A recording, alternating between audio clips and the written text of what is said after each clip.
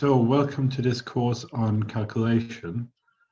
I know the timing is a bit unfortunate for a lot of people for this first course, but I think timing might even be worse later on. So a lot of you will be watching this on playback. I want you to know that you can always ask me questions in the Facebook group.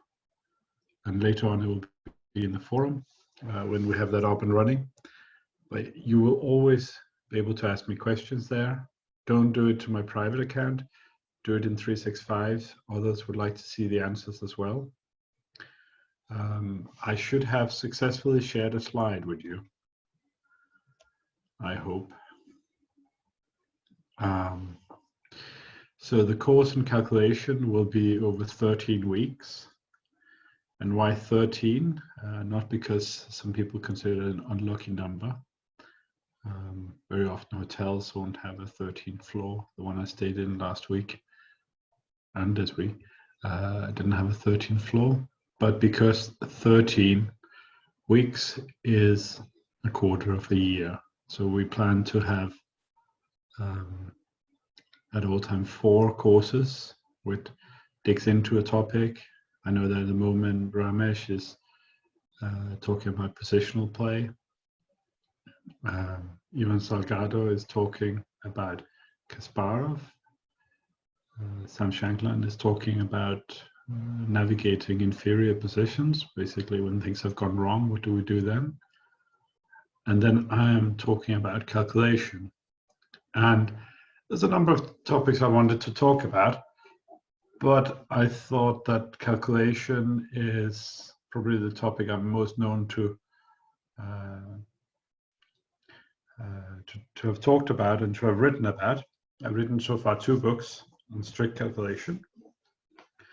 And people would probably want to know what I mean, what my opinions are about calculation. And I have a lot of things to say beyond these books. So I'm just quickly going to go through the slide, and then and there's a lot of hello, hello, hello, and hello, hello, hello to you too.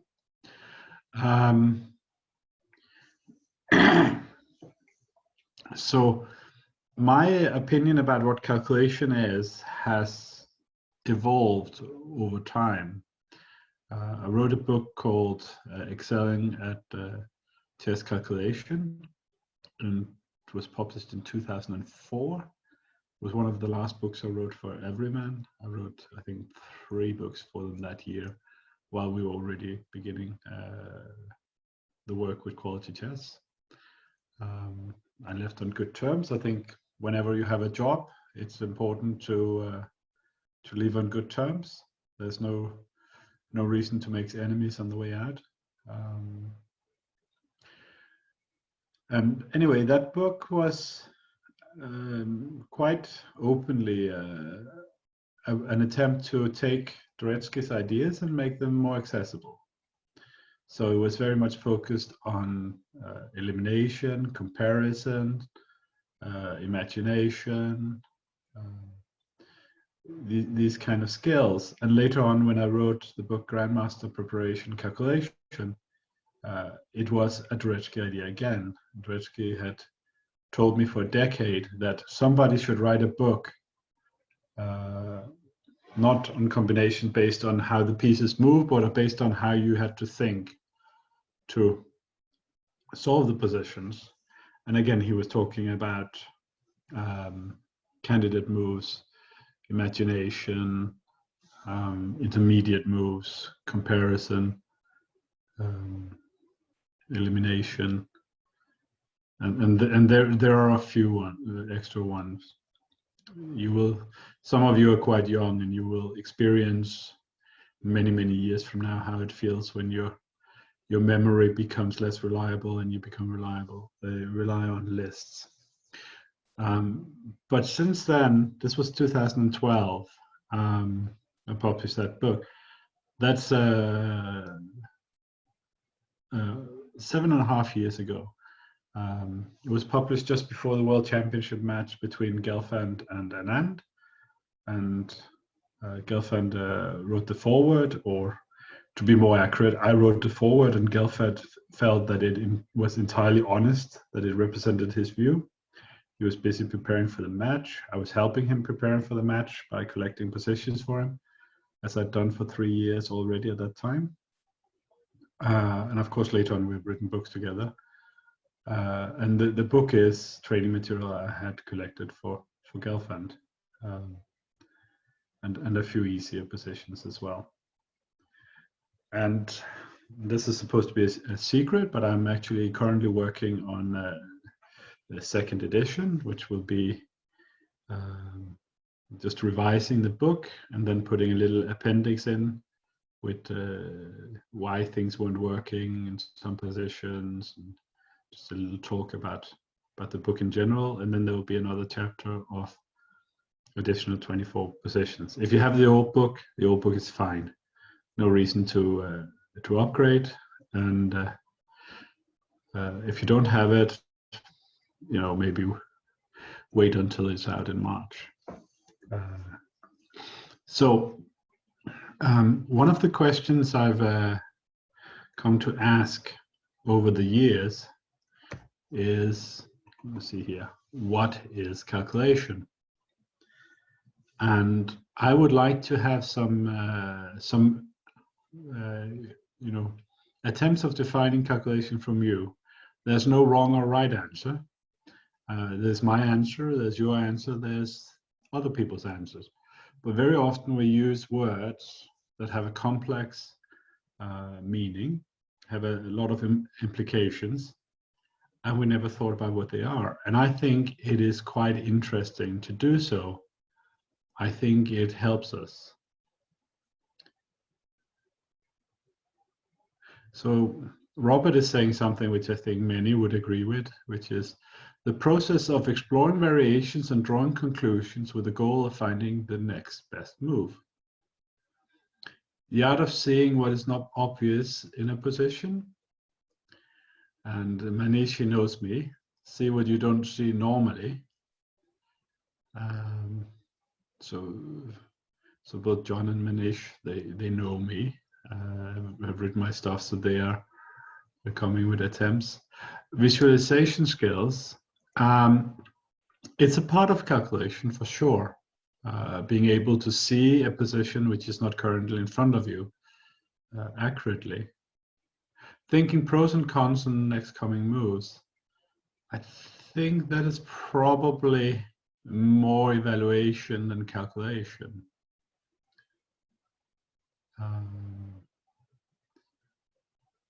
So yeah, with visualization skills, the ideas and plan we execute with the best move we think.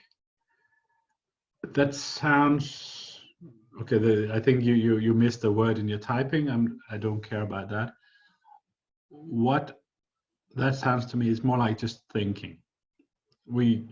This is one of the reasons why I'm asking the question is that there is a book that was now published 20 years ago that I had tumultuous relationship with, which is by an American author called John Watson, called Secrets of Chess Strategy. And the book is, I have a lot of problems with the content of the book. I have just a lot of disagreements, but it is a masterpiece. It sort of invented the modern chess book to a great extent. A really serious book trying to look at a topic in an intelligent way.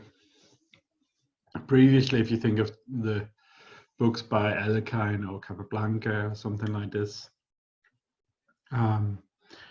which were not game collection or opening books, those genres were quite firmly established.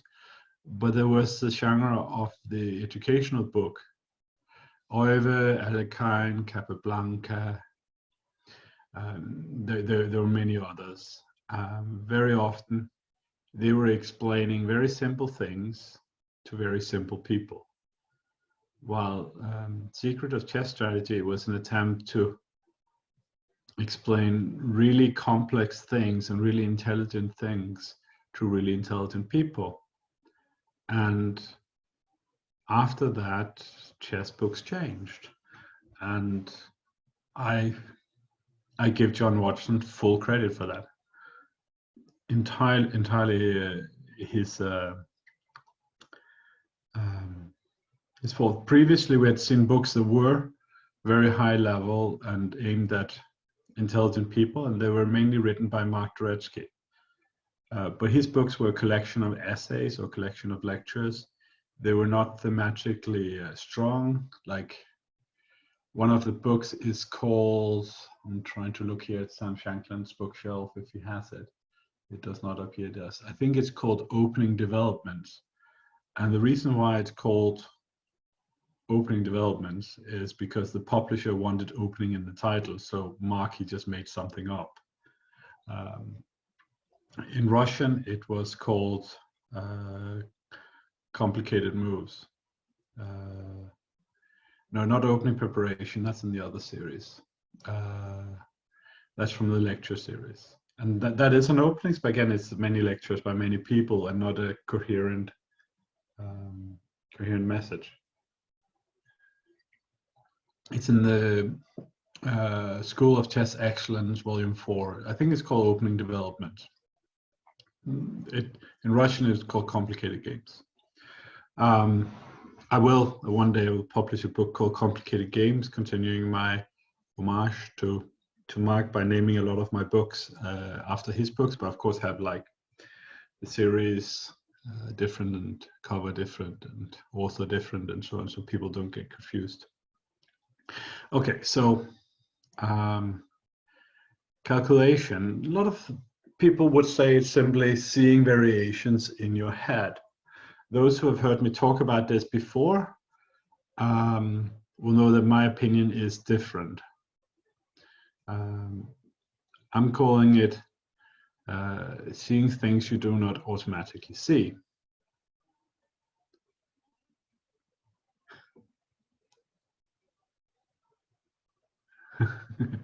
Robert's saying I should write a book called Complicated Books to answer the question what I should recommend to read in the middle of the class.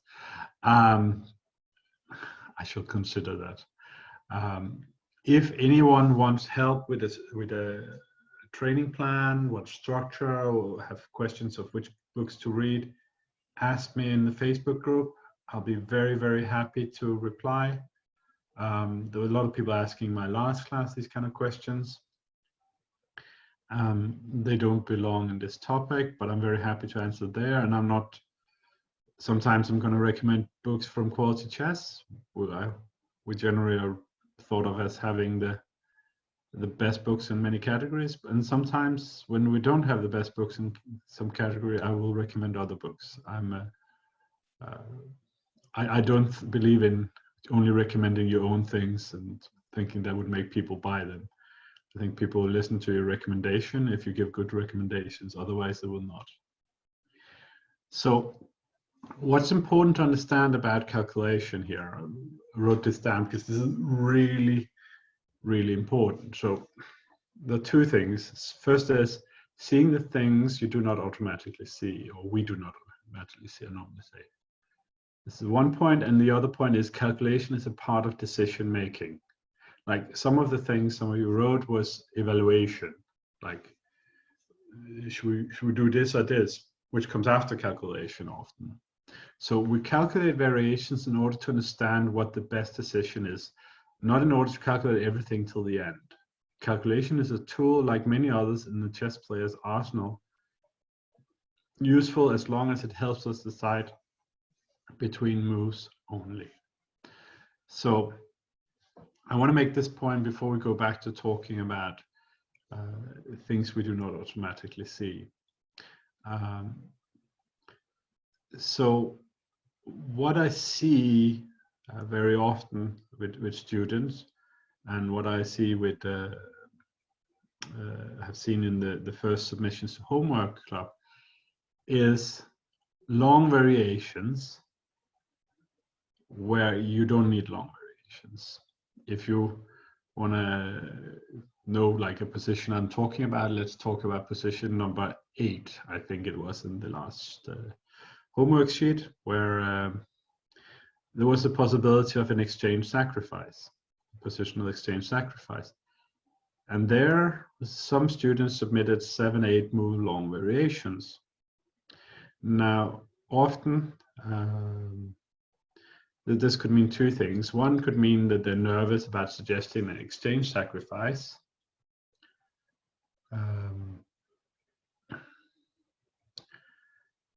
And the other question is, the other thing it could mean is that actually reveals how they were thinking. They were trying to calculate to the end. While we give the exchange, take one pawn, we'll definitely take another. And we have better pawn structure and more active pieces. And that should be enough. And basically, so what's the meaning of arsenal? The word basically means your collection of weapons. So in this connection here, it means it's one of the thinking methods we can use, is calculation. We also have positional analysis, like we have the 3 questions that you will know from Homework Club, and which I will definitely give a whole course on positional play later on, and that will come up again and again and again.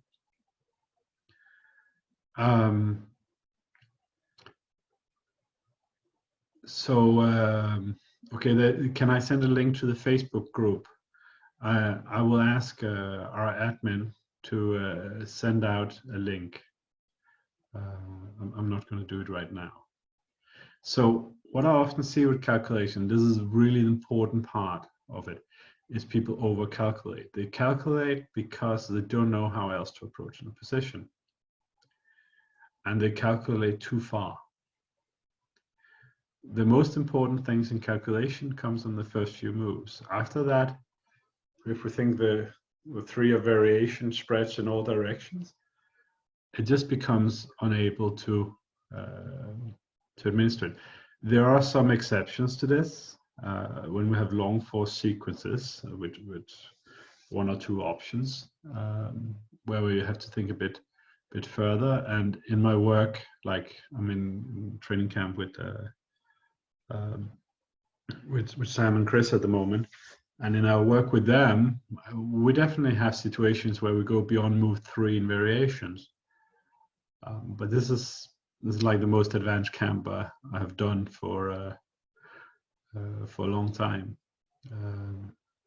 It's maybe even more advanced camp than the ones I had in October and July, which everyone was over 2600 or more or less. So at least 4 or 5 guys were, some over 2700. And there we find, in this camp here, we find their positions where they're very deep differences. It just doesn't happen very often in games. When I look at games between the best players in the world, that's not where they make the mistakes. They make them on the first few moves. So basically, I agree with Bent Larsen. Long variation, wrong variation.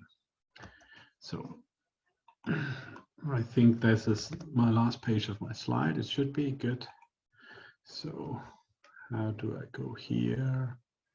So this is now where I pause share. So now I'm not sharing my screen for a moment. So that means I can very quickly get up this position here. So this is an example of here. So I want to go to share.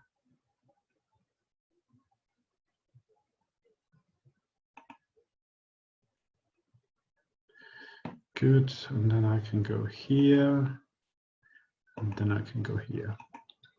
Sorry, I'm learning on the job here. So can you all see this position? Can you hear me?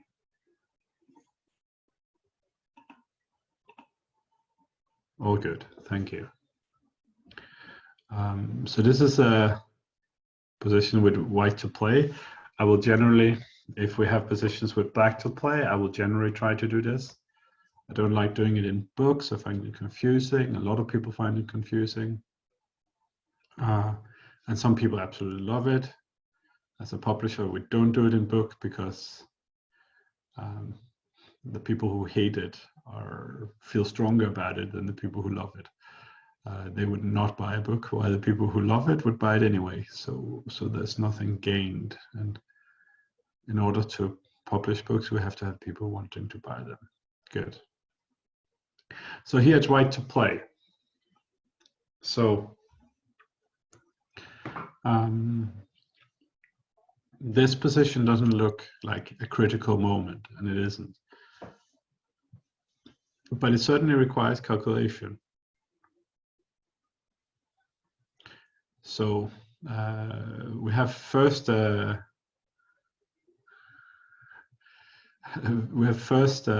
suggestion, which is to give a pawn with f5 and play rook f1 and play for attack. Well, there is a chance that that would work, of course. For me, it doesn't seem realistic.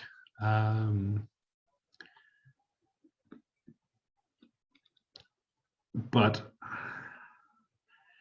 I don't think that's how we would start. What we'll start with is a very simple three-step formula, and I could have put this in the slide.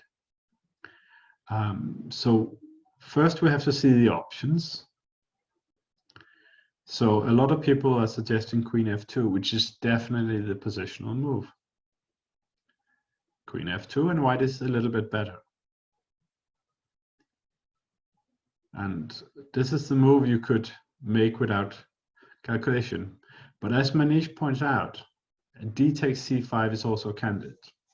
So if we have this three-step plan, which is consider the options, find the options, analyze them, and then choose the one we like the best. I think we will very quickly come to the fact that f5 and queen f1, we simply would miss our f-board.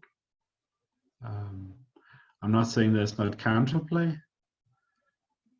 I'm just saying there's maybe not enough counterplay. Here, to a great extent, I'm basing that on experience. But we can look for just a moment. This class is for everyone. So I assume that the next move is going to be something like here. And then already we would take, let's say bishop takes, and rook c8. Now, you still are not close to, producing real threats here. And I'm already coming in here and disturbing you. Also, in many lines, I have this move if I need it. I also have this move in many positions. The queen would be absolutely safe there. It's very difficult to attack g7 with the bishop. Some bishop takes h6 sacrifices will not work if I play king h8. And now I can play rook g8 as well. I'm not saying this is not I'm not saying no compensation. I'm just saying that here I don't believe white is fighting for an advantage. I think that this is definitely a serious positional idea.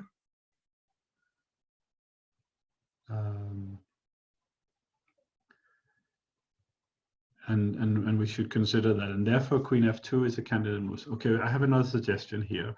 So d takes c5 and queen f2 are like my main suggestions. and Manish is trying to calculate, and you're not far enough.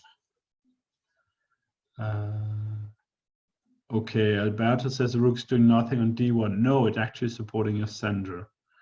You don't know where the rooks are best placed, so you don't want to make that decision yet. The suggestion of g4,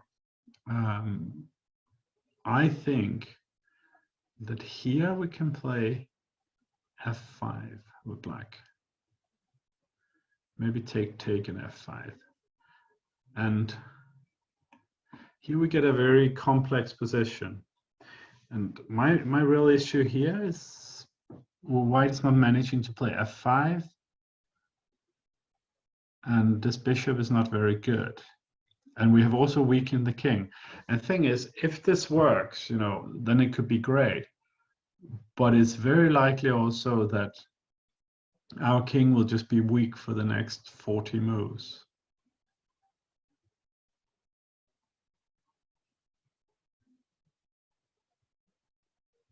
So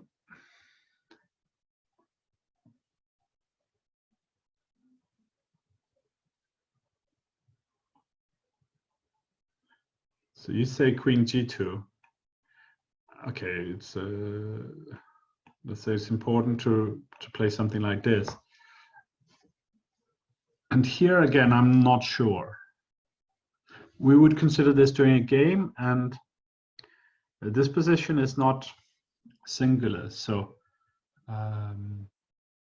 this here is can be considered. It's not without merit.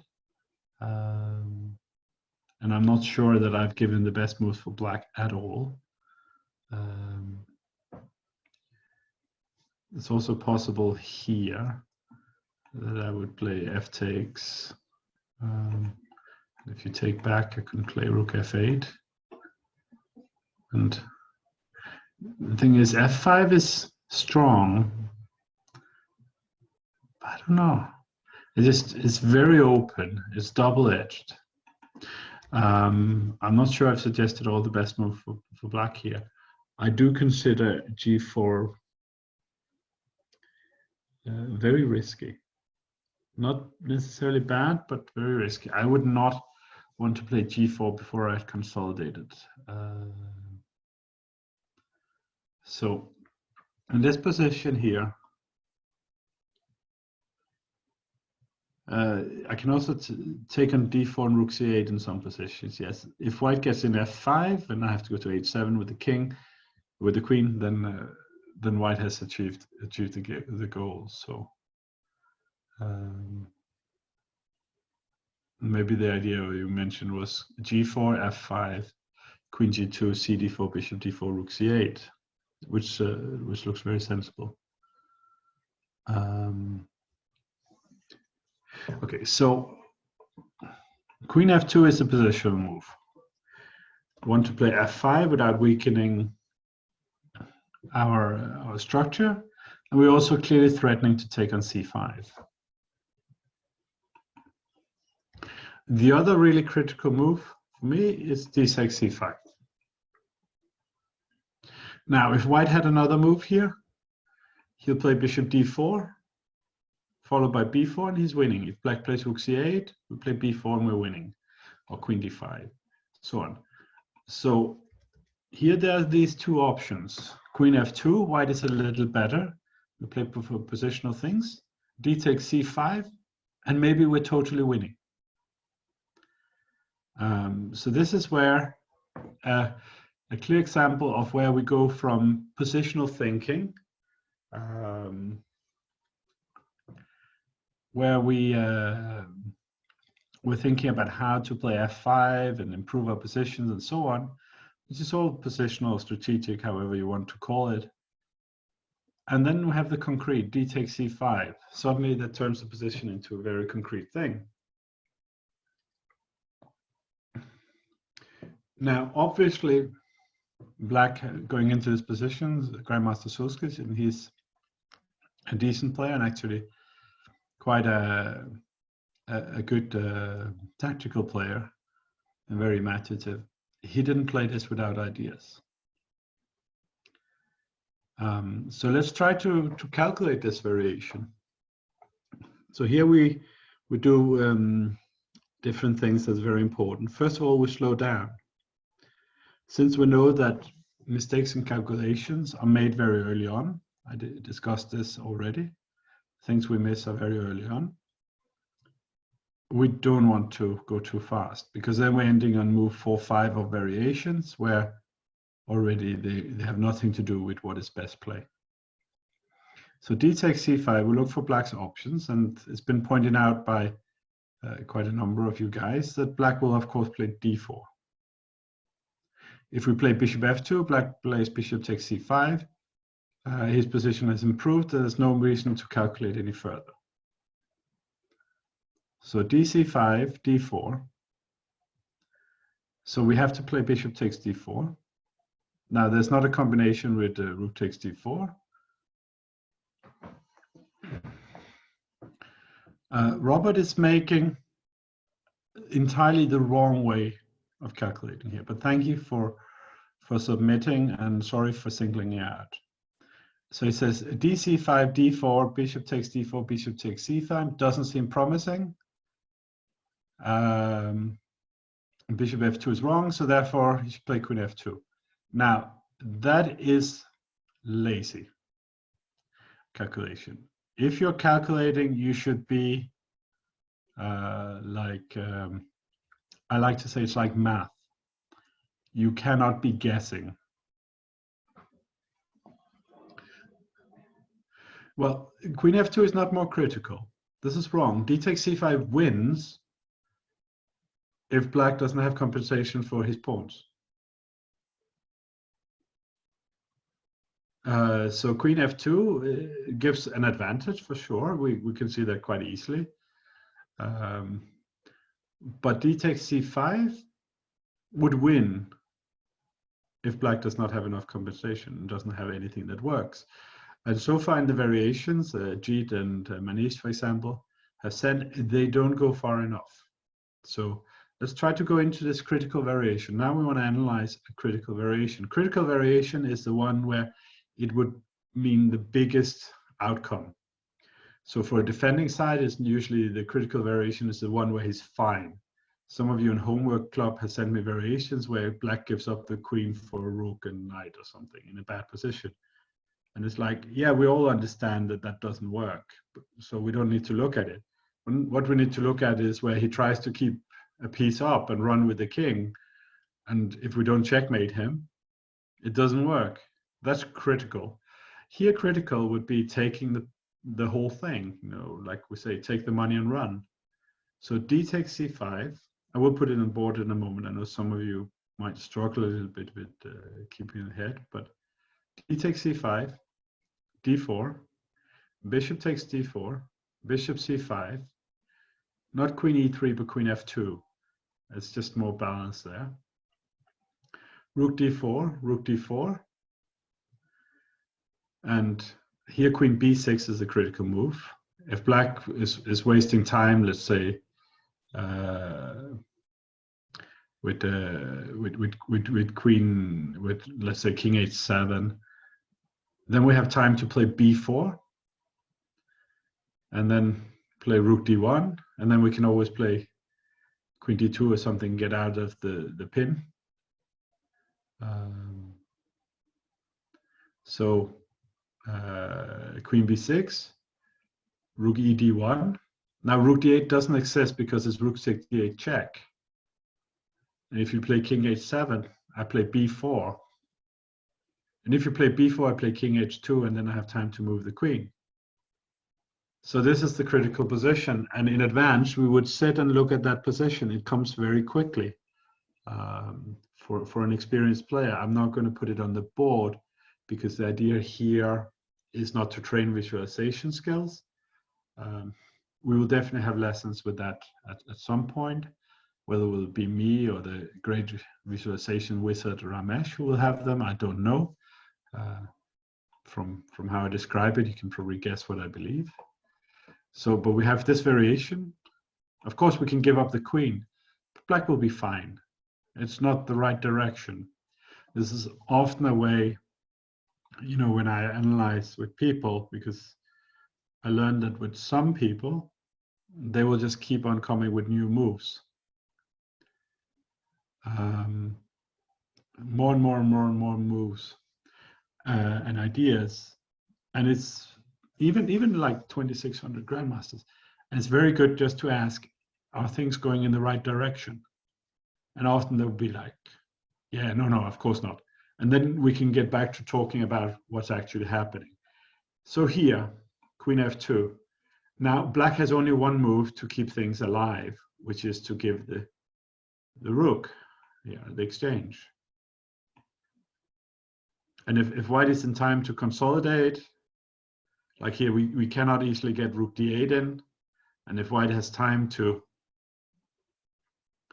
play b4 and get the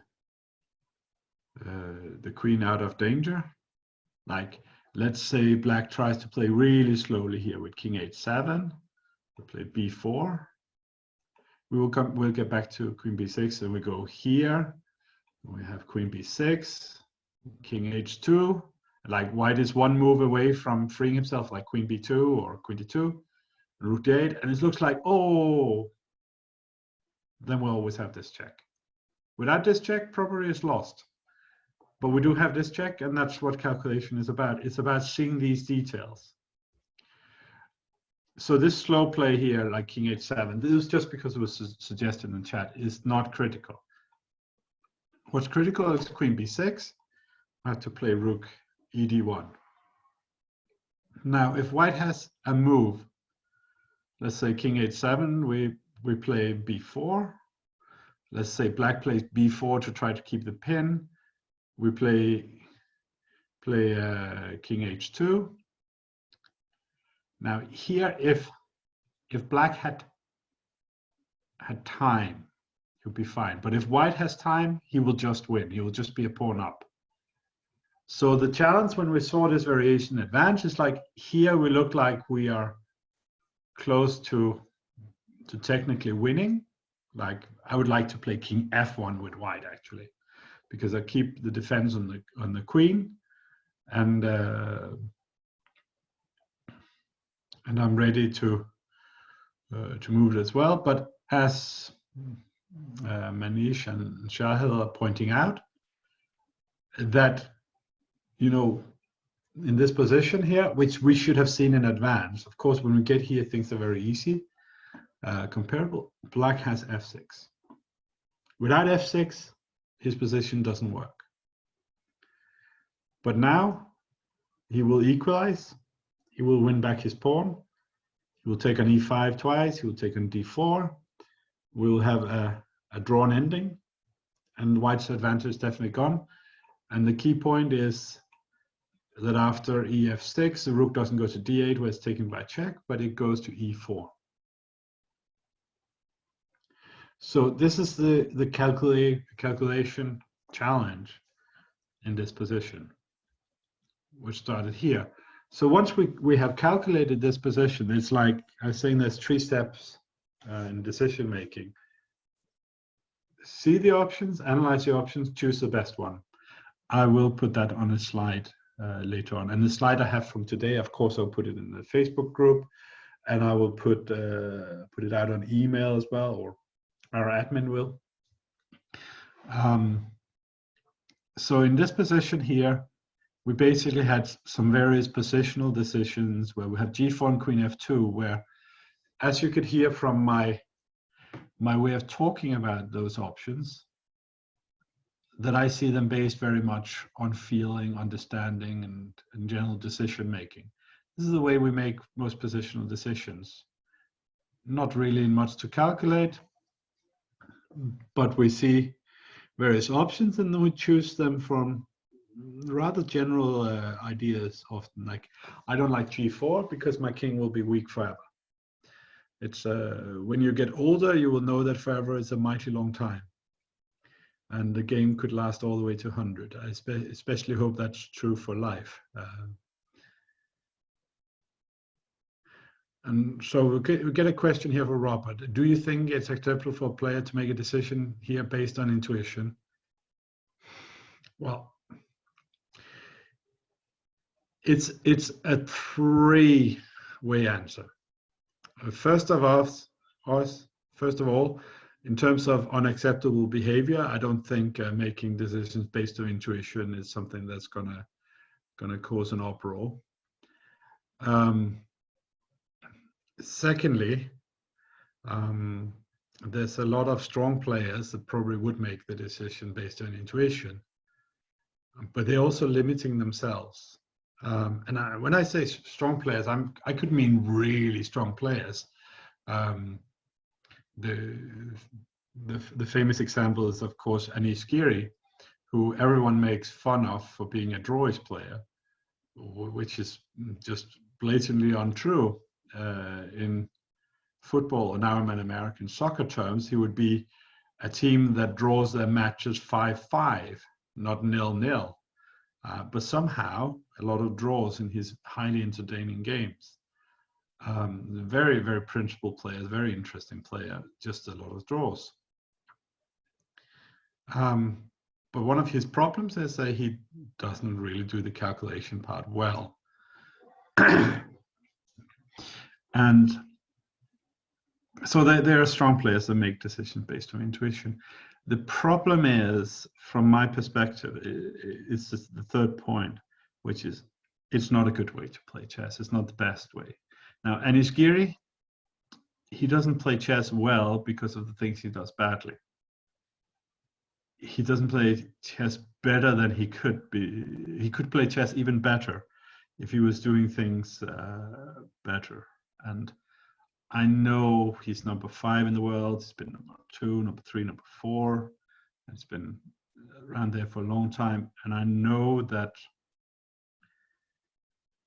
when I'm saying, that he could be playing chess better, it sounds a little, at least to me, it sounds a little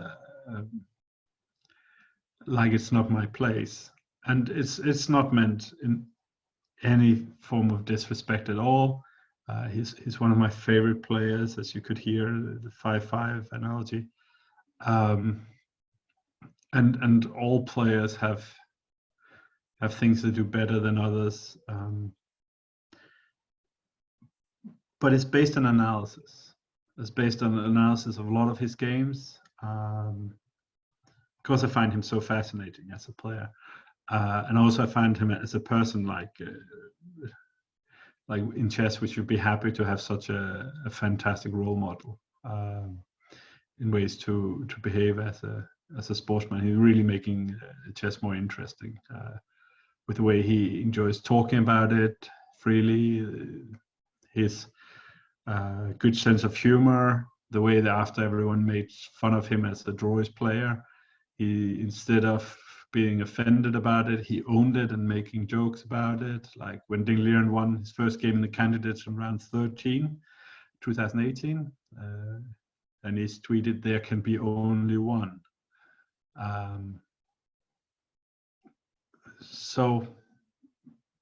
But in his case, he makes a lot of decisions in critical moments based on intuition, and that's what happens when you have situations where you should calculate.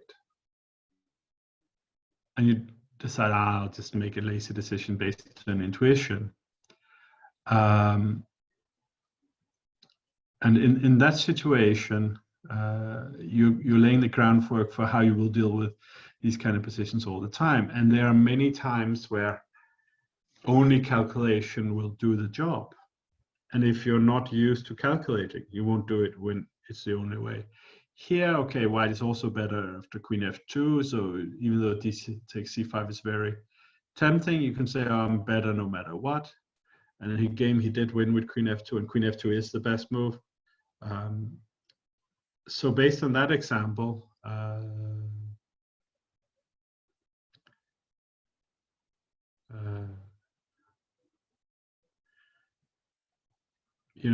based on this example, it's like, yeah, here you could say you get a way of not calculating because calculation would show that it doesn't work. But there are so many winning positions, much, much better positions that people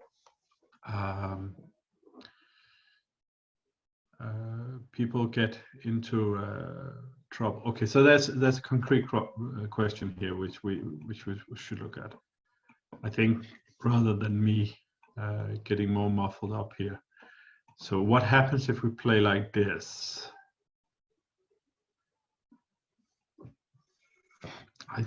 I think here is possible. I don't know.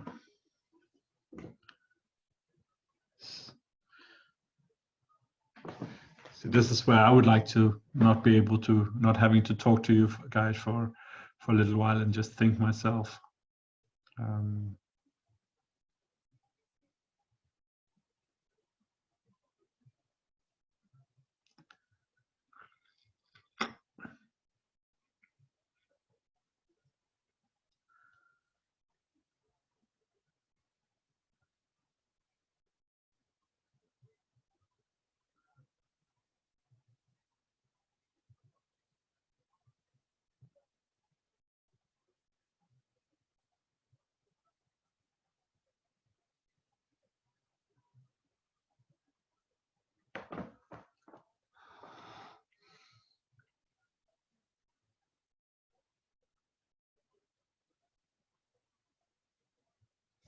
My first feeling would be that it gives this extra option.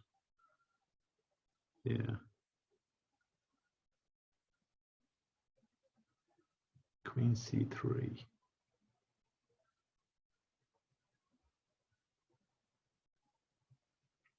Yeah, so the difference, if we play in the same way, here is that in this position, I think white actually is a pawn up.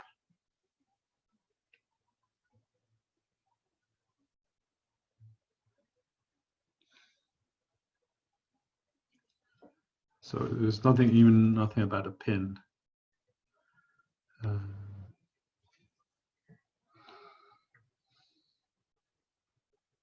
And they're saying Queen C2, Queen C3.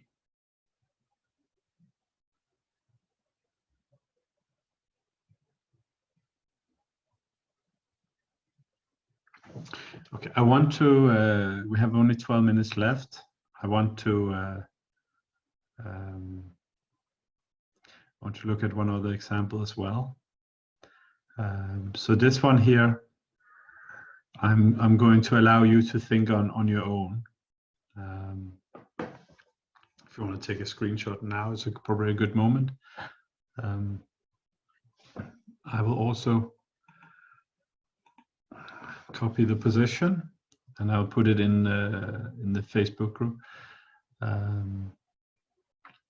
I'll put the position in the Facebook group. It's all fine. And again, if you can always write to our admin team if you want to get on the Facebook group. Saying maybe the problem is white won't have Queen C2 check. We will have Queen D3 check. It's sort of the same, or Queen E4 check.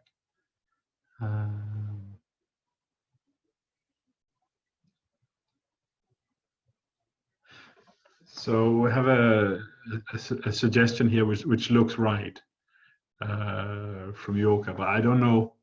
I think everyone should have a chance to think for themselves.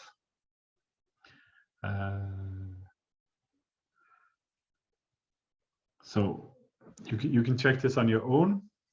I'll put it in the Facebook group also. I want to continue with another example. Just save this. So here. I think this is the right one. Yes, it is.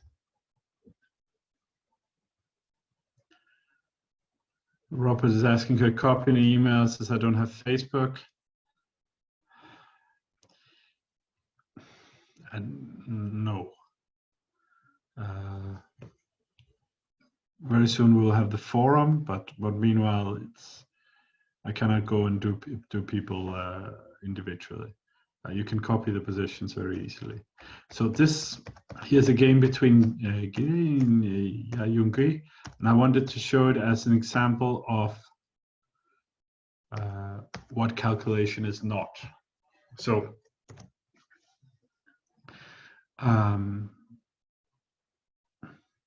as I was saying, yeah, I understand some people are not on Facebook. You can copy the position simply from the screen, so you're not going to greatly miss out on anything. And we'll soon have the forum, and everything will happen through that. So it's not like I'm saying everyone has to be on Facebook, but also we cannot really. Okay, I'll think about it. But now I want to finish the lesson. So here. From my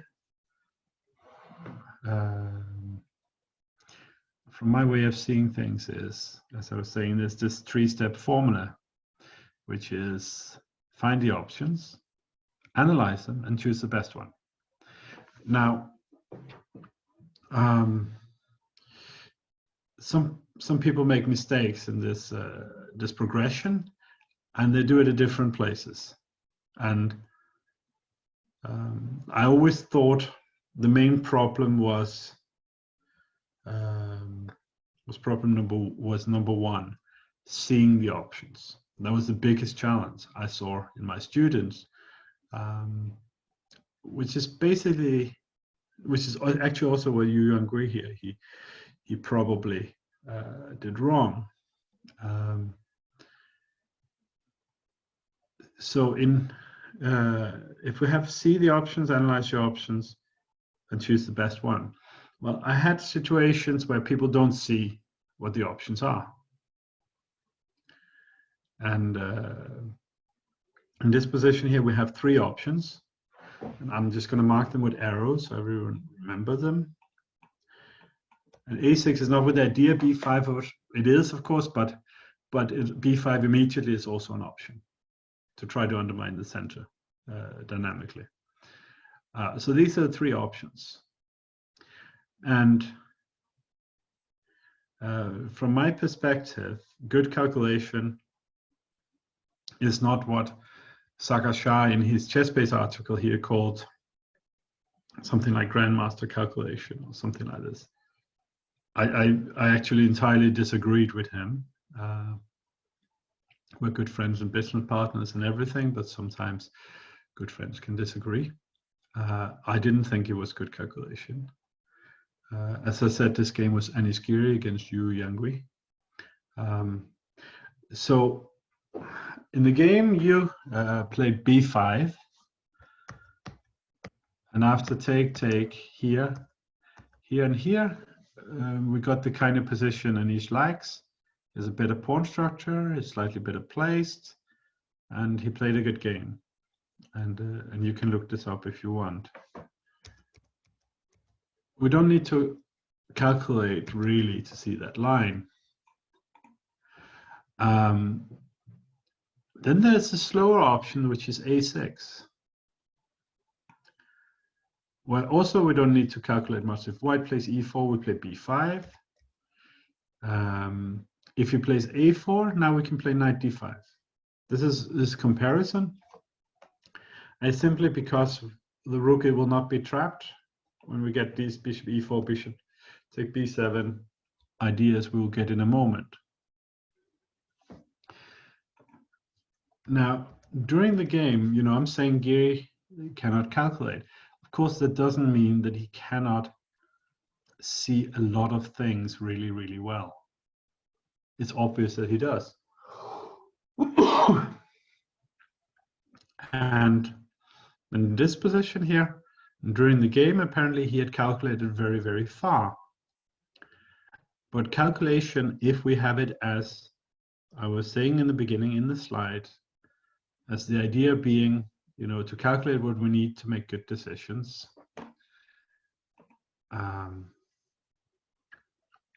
then this was bad calculation.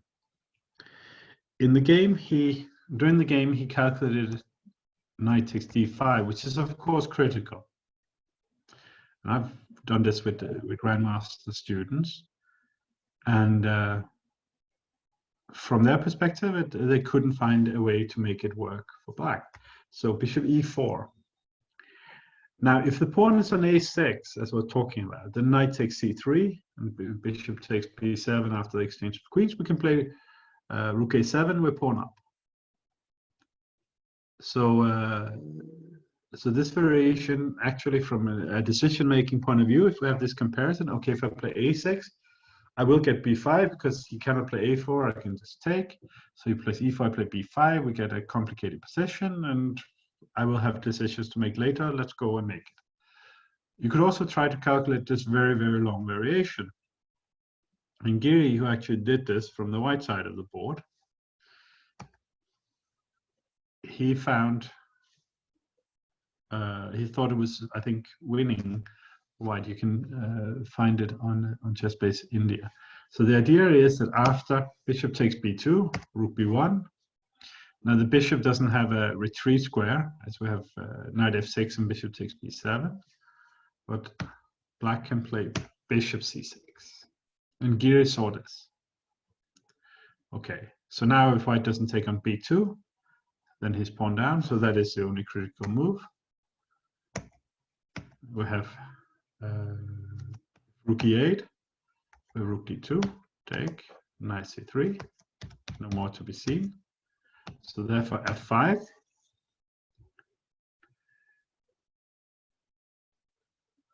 Any ideas here for white? Let's flip the board.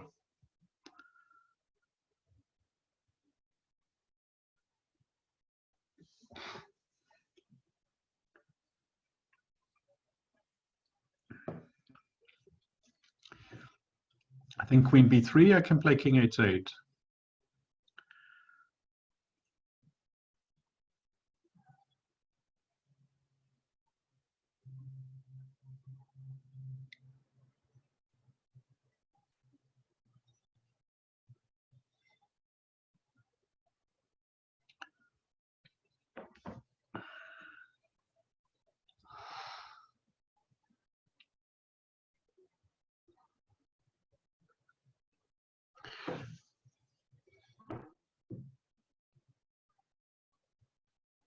So Robert and Mukund, Alberto, all seen a nice tactic.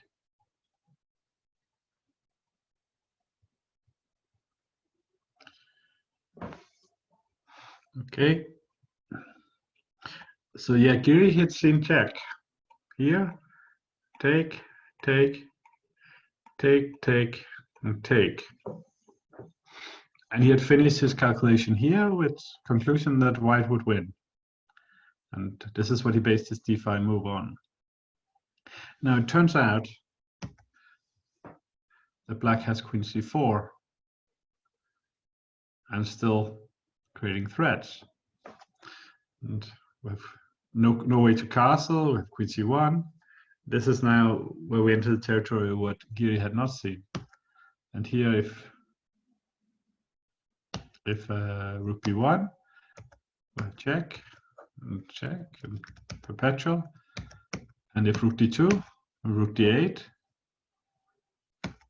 And here white has to play something like rook f1 to avoid losing.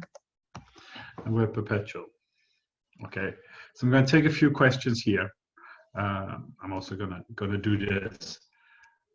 So my point with this here is we had this entirely long and practical line where it's very likely we missed something. Oh, we can play a6 and have an unclear game.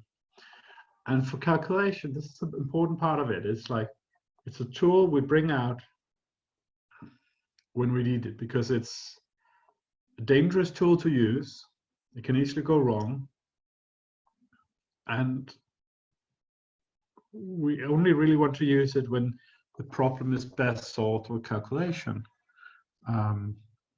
This is a long discussion about what calculation is and how it's done well and so on. And we will continue talking about it over another 12 one-hour sessions. And it will continuously come up in Homework Club. And I'm sure we will do something about critical moments at some point, and so on. And it's one of the most important topics in chess. We can see here in this position, black's already considering c4, b4, c3. White doesn't have e5 because d5 is really hanging this time. Again, we have rook a7. So here we have a very complicated position. This is what he should have played. Okay, so I have a question from Robert here. I know that I always miss critical options. I would never make it to this point. What thinking technique can you use to improve the search for ideas? Do you think you have to see many top games and keep searching and remember what you find? Well, we're going to talk about the technique of calculation over this series. That's what it's about. The first session here was about what is calculation, what is it not. It's a tool for decision making. It's not something where you just try to look as deeply as possible and the one who can look furthest wins. Like in this case here, Geary had this long variation, which is highly impractical. And it was a nice variation, but impractical. Black should just play a6 and b5. And calculation is just as much looking at the moves right in front of you as it is looking long variations. It's not who calculates furthest wins, as I say. So I'm going to talk more about this, seeing the options, analyzing the options, choosing the right one in the next session. So this long variation, I don't think you should see it. This is the most point. I don't think it's practical. And he's scary. 27.97 at the time. He was number 2 in the world, I think. Didn't calculate it correctly. You know, I'm not saying now you cannot be better than Eshgiri or anything like that. I'm just saying that what is the agenda here? It's calculation. It's about choosing the best move. Here, I don't think it actually helped him choose the best move. He saw he had ideas, and he wasn't able to calculate the game to the end. I don't think it's his intention to calculate to the end. So I'm being told good night. Thank you very much. It's 9 in the morning here, and I'm flying overnight. So I will see my bet next time in like 38 hours or something like that. So it's a bit early. I think that unless there are any questions, this is a good moment to stop. And when people say thank you, it normally also means enough. I think we ended on a good point, and we will continue next week. And if you do not find your questions were answered, there's a Facebook group. And if you're not on Facebook, you have to wait for a few weeks until we have a forum. Thank you very much.